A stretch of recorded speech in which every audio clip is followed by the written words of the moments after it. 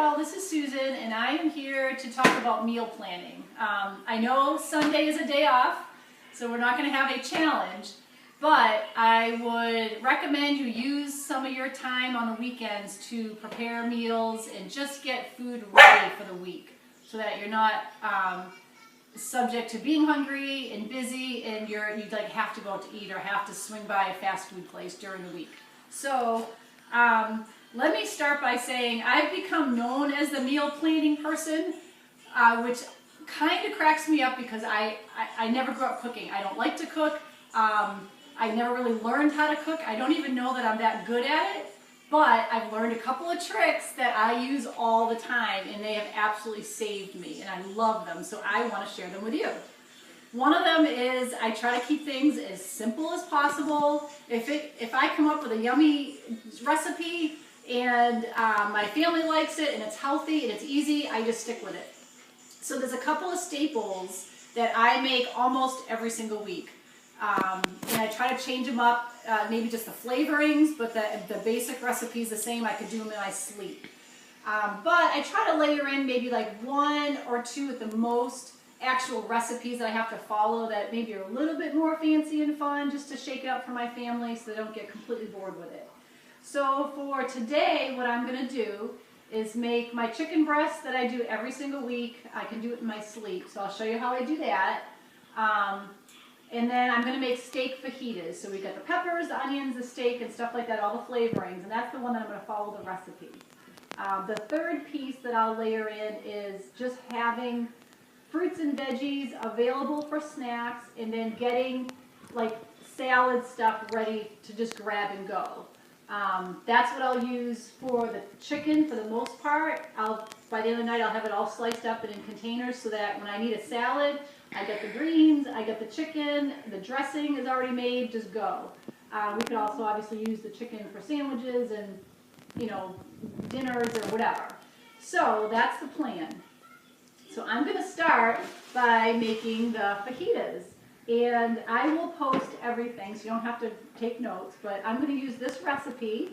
And this is a picture of what it ought to look like. So we'll see if it is. I'm just going to make sure I have all the ingredients. Basically, I have olive oil, I have my bell peppers, my onion, which I may go a little extra on that, garlic. I could get fresh garlic. I got the squeezed garlic. Either one's fine.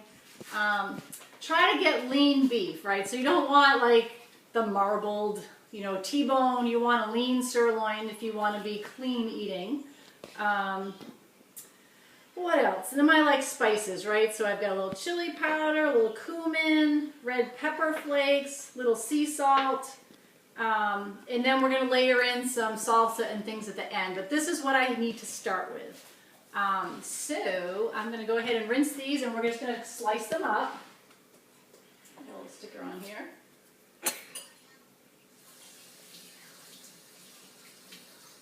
All right, shaky shake. And we're going to make this as easy as possible, right? A sharp knife is your best friend. Invest in a sharp knife. I went years with dull, crappy knives, and holy cow, when I bought this one, it was like a new world.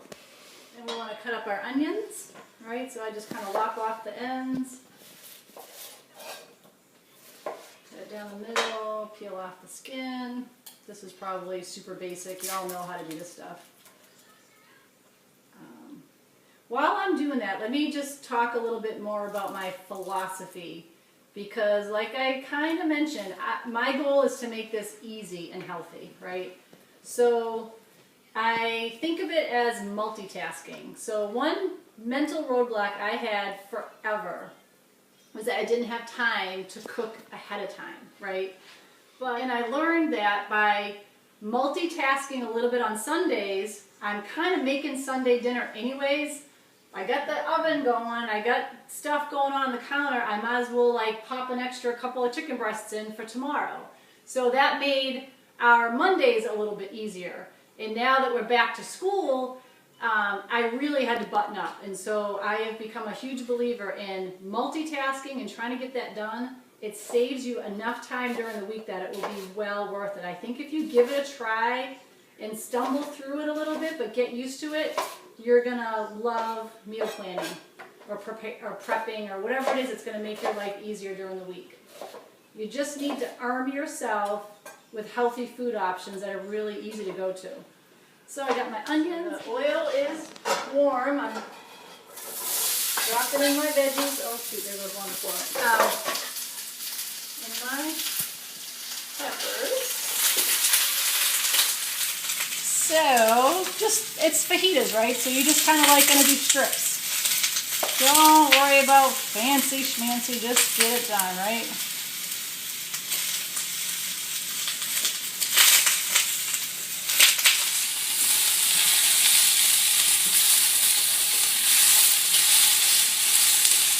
Spicy, put a little extra in there.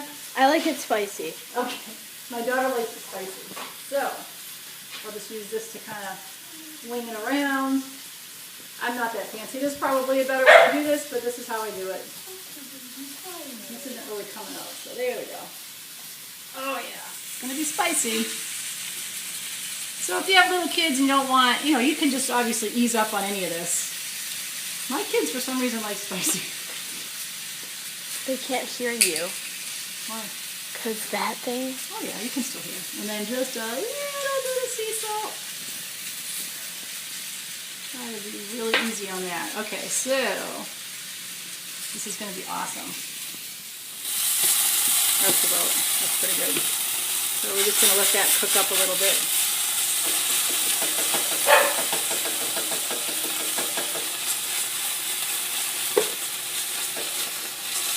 Alright, so as you can see, the veggies are pretty well cooked. It's probably been like, 6 minutes or so. You get some little brown pieces and it's getting kind of caramelized.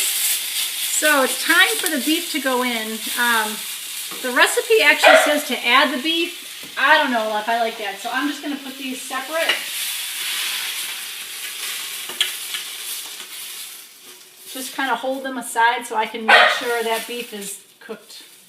So put that back in there. And you can spread it around. I like cooking. My mom made me take over for some reason.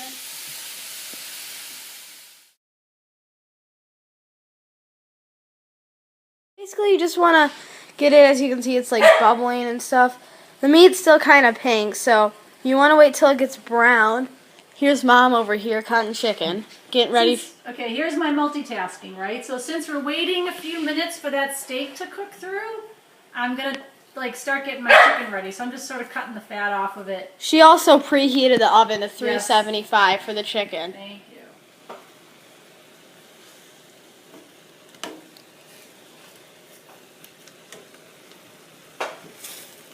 So then, we use thick and chunky salsa, but you gotta get a half cup of it, as you see.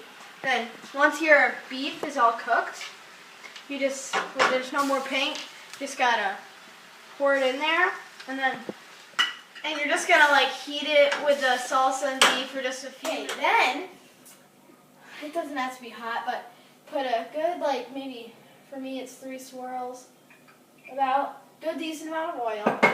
Then maybe a little more than that.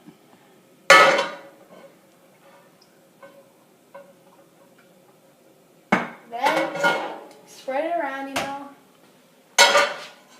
Then while that's heating up your chicken, you're gonna take I have a Old World Central Street spicy that we're just gonna sprinkle on the chicken. Kind of light. Well, we're gonna put it right here. I have spatulas. Then you're gonna want to lay the seasoning part of the chicken flat, and then do that to the rest of them, like so. Oh, can't. Okay, there. Same one. Or you can use different ones, all flavors work. And then, just going to take it, and to see the chicken's naked right now, you're just going to sprinkle it on the naked side so you get, all the chicken has a lot of flavor, like so.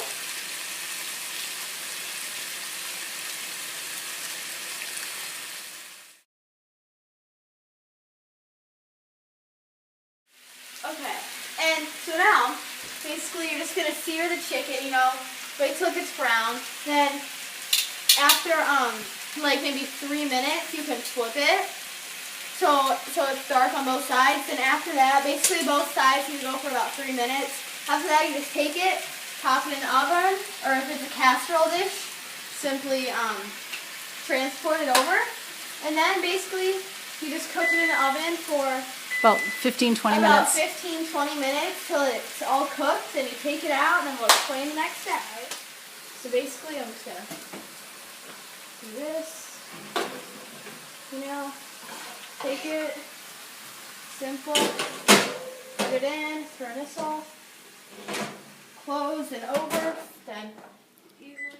So basically what me and my mom just did was she rinsed all the Brussels sprouts in the sink, and then she shook them really good so all the water came off. Then she got another white bowl and just put a towel in it.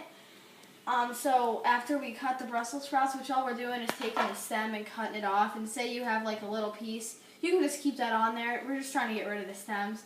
And then once you cut the stems off, throw them to the side, then put them in a towel so it helps them dry better.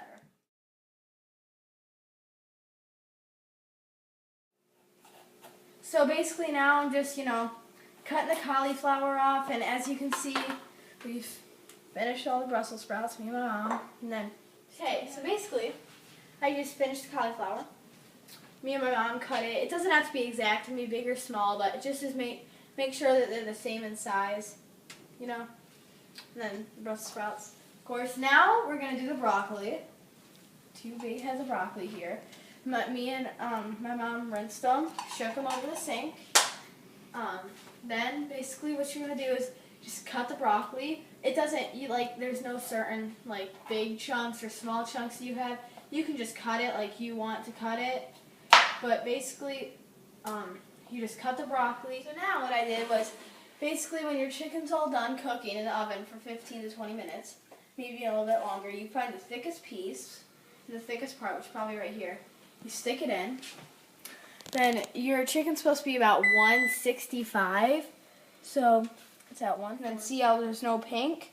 That means it's done. But if there's pink, then it means that it has to go in longer and it's not done. So now you take the, we want to mix the broccoli and cauliflower all together and put the Brussels sprouts in their own bowl.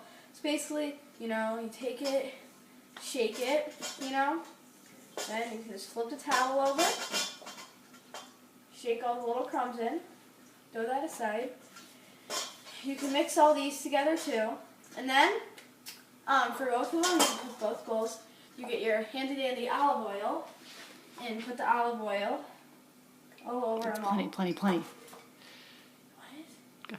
And then so basically you just did all that, and you can put spicy on here too. Spicy is good too. Then that's done. Toss it. Then you can toss it. So get it all mixed up, like so. So then you're gonna take your garlic powder, and then just sprinkle that on. Make sure to get a lot too if you like seasoning. Then take your paprika, shake a lot on. Then toss it. I know. And then, sorry, my mom. And then after you're done, you're gonna take all of it. Oh boy, my hand. And you're just gonna, now that you're done with the broccoli, as you can see, I even it out and spread it all around, even a little bit. Now you're gonna take your Brussels sprouts, dump them all on, just like the broccoli, get every last bit, all the seasonings. Then you can make your parchment paper nice and even. Then you can take all your Brussels sprouts, spread them around like all these pieces, like so. And you can put it in, close the oven, set a timer. 12 minutes. So here's what the broccoli and cauliflower look like when they come out. All nice and a little bit brown. It's not done. The other one's not done yet. And then these are the chicken when they come out of the oven.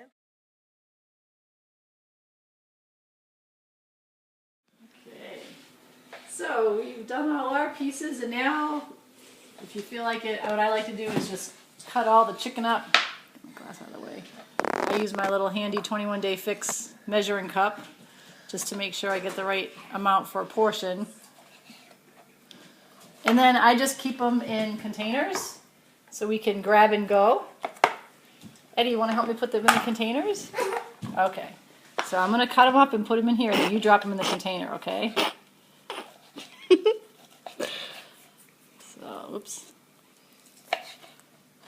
And this is like, we're just going to throw this on salad or eat in sandwiches or whatever. Just eat plain. You can just like eat this right out of the pan throughout the week and, you know, for like 3 or 4 days. So there's one, so drop that in there. Drop one in there. Put that in the blue container. Okay.